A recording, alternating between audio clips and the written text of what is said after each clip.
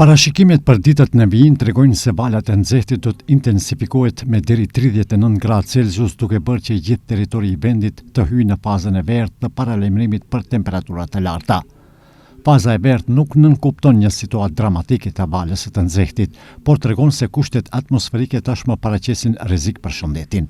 Për qytetarët kjo do të thotë kujdes i shtuar, aktivitete në ambiente të hapura e të planifikohen në orët e hershme të mëngjesit ose në mbrëmje, të mbahet ujë me vete, të shmanget ekspozimi i zgjatur në diell dhe të tregohet kujdes gjatë udhëtimeve ose qëndrimit në zonat ku pasdite mund të zhvillohet moti i paqëndrueshëm.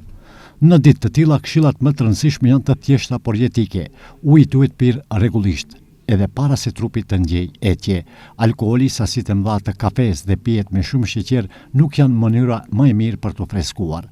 Ambientet e brendshme duhet të mbahen të errësuara gjatë orëve më të nxehta të ditës, ndërsa ajrosja të bëhet kur temperaturat e jashtme të bien. Vëmendje e veçantë duhet të kushtohet të moshuarve që jetojnë vetëm, personave me sëmundje kronike, fëmijëve të vegjël, grave shtatzëna dhe punëtorëve që punojnë në ambiente të hapura. Prandaj mesazhi i ditës është i qartë: dielli nuk duhet nënvlerësuar, ndërsa qielli i pasditës nuk duhet konsideruar plotësisht i qetë.